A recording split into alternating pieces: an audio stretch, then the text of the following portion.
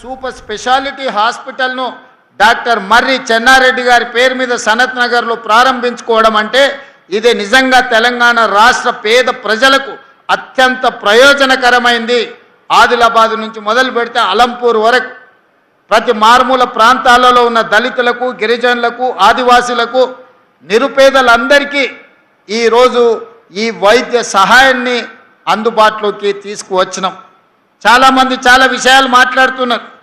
నేను కొన్ని లెక్కల్ని మీ ముందు ప్రస్తావించదలుచుకున్నా. ఈరోజు వరకు ఈ 32 నెలల పరిపాలనలో ఆరోగ్యశ్రీ కోసమే దాదాపుగా 2700 కోట్ల రూపాయలు ఖర్చు పెట్టడం జరిగింది. వివిధ ఆసుపత్రులకు నిధులు చెల్లించడం జరిగింది. అదేవిధంగా ముఖ్యమంత్రి సహాయ నిధి నుంచి 2526 కోట్ల రూపాయలను ఖర్చు పెట్టడం జరిగింది. కేవలం ఈ 2 పథకాలలోనే వైద్య ఆరోగ్య శాఖ పర్యవేక్షణలో 5226 కోట్ల రూపాయలు దేశంలో పేదల కోసం ఈ స్థాయిలో నిధులు ఏ ప్రభుత్వము కేటాయించలేదు, ఖర్చు పెట్టలేదు. ఈరోజు తెలంగాణ రాష్ట్ర ప్రభుత్వం 5226 కోట్ల రూపాయలు పేదల వైద్యం కోసం, ఆరోగ్యం కోసం ఈరోజు మనం ఖర్చు పెట్టడం జరిగిందని చెప్పి నేను గర్వంగా మీకు చెప్పదలుచుకున్నాను.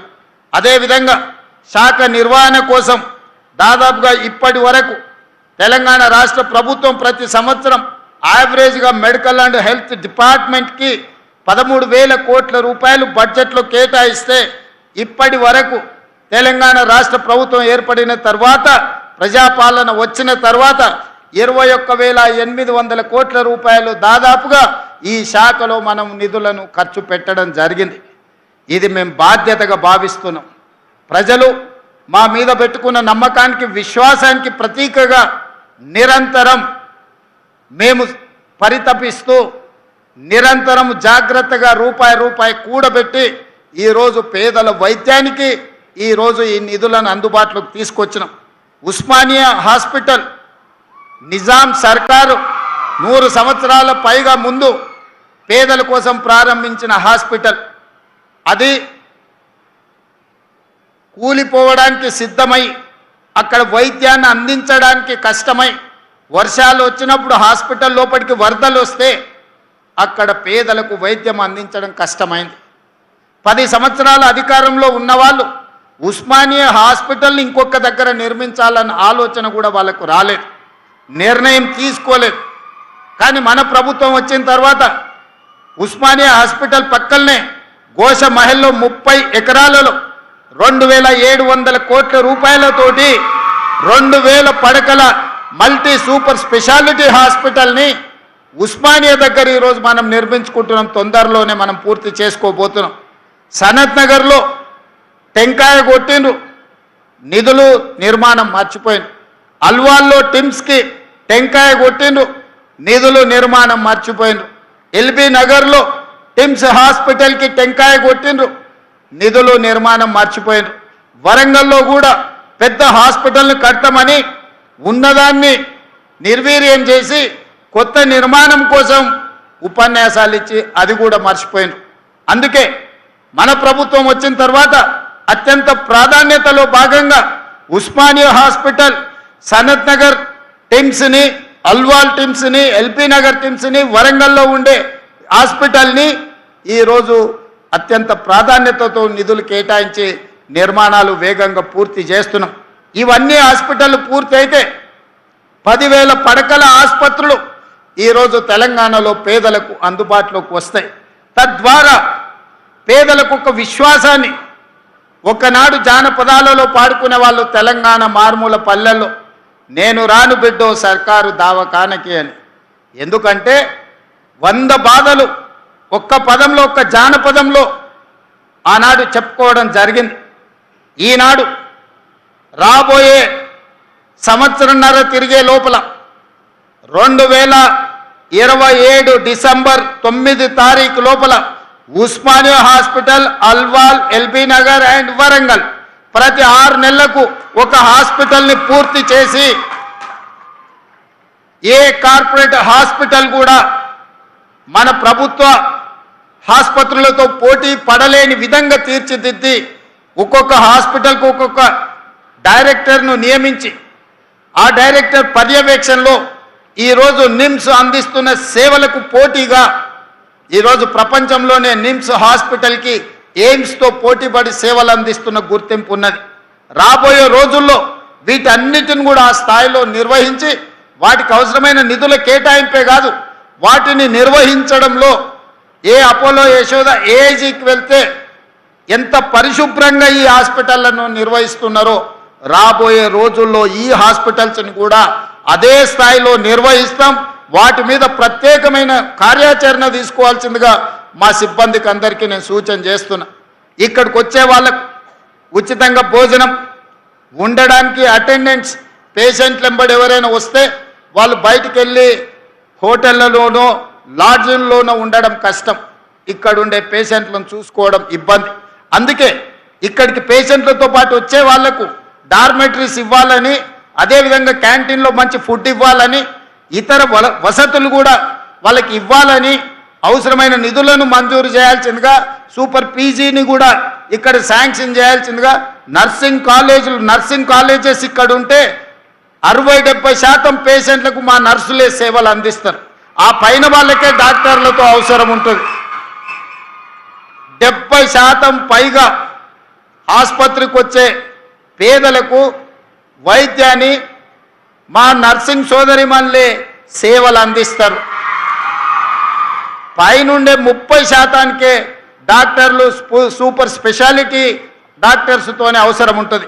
అదేవిధంగా నేను మెడికల్ అండ్ హెల్త్ మినిస్టర్ గారికి ఒక సూచన చేస్తున్నా. ఈరోజు మనం ఆరోగ్యశ్రీలో కానీ సీఎం రిలీఫ్ ఫండ్లో ప్రైవేట్ వాళ్ళకే ఎక్కువ నిధులు ఇస్తున్నాం.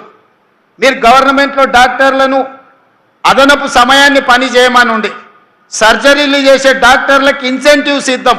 అప్పుడు ఆ డాక్టర్లు అదనపు సమయం మన ప్రభుత్వ వైద్యశాలల్లోనే పనిచేస్తారు. వాళ్ళ డ్యూటీ సమయం తర్వాత వాళ్ళ నైపుణ్యాన్ని, వాళ్ళ నేర్పరితనాన్ని ప్రభుత్వ ఆసుపత్రుల్లో చేరే పేషెంట్ల కోసం ఉపయోగిస్తే వాళ్ళు సర్జరీలు వాళ్ళకున్న స్పెషాలిటీని పేదలకు వైద్య సేవలు అందిస్తే మనం ఇన్సెంటివ్స్ ఇద్దాం. ఆ ఇన్సెంటివ్ ఇచ్చినప్పుడు ఆటోమేటిక్గా వాళ్ళు అడిషనల్ అవర్స్ ఇక్కడ పనిచేస్తారు. They can spend quality time for poorest of the poor patients.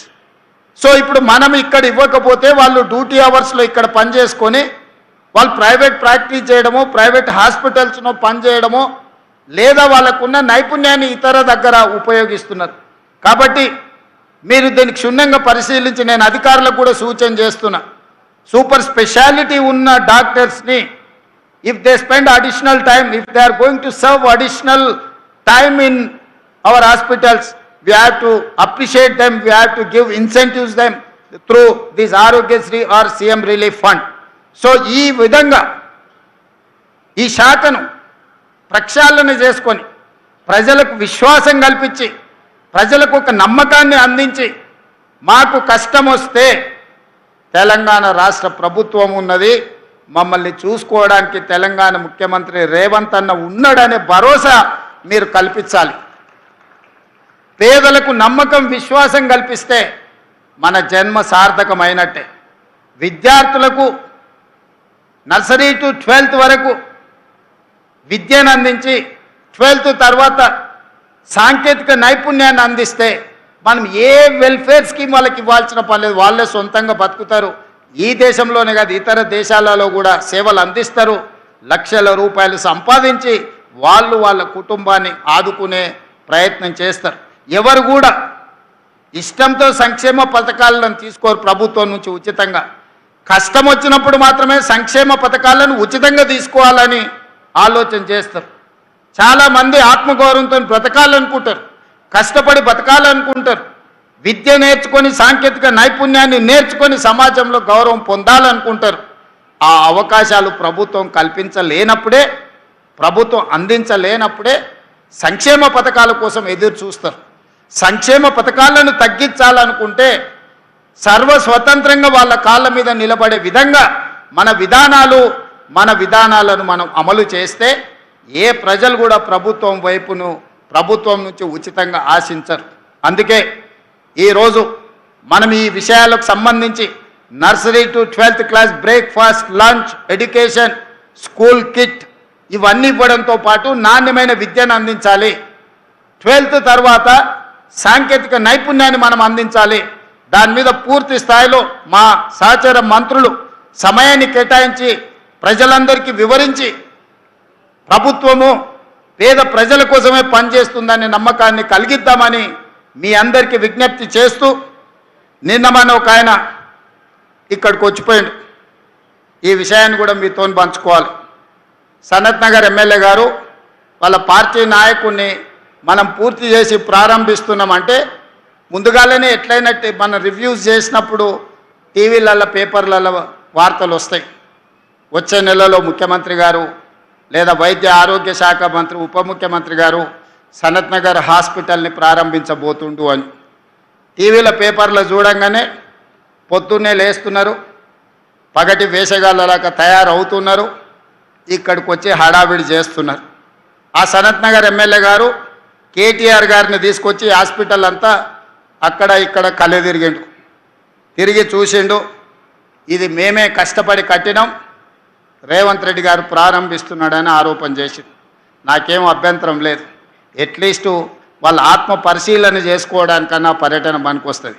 అయితే ఇది అయిన తర్వాత ఆ సనత్ నగర్ ఎమ్మెల్యే గారు చెప్పారు, ఈ వెనకాలనే ఎర్రగడ్డ మెంటల్ హాస్పిటల్ ఉంటుంది, ఒకసారి పోయి చూసిపోదామని.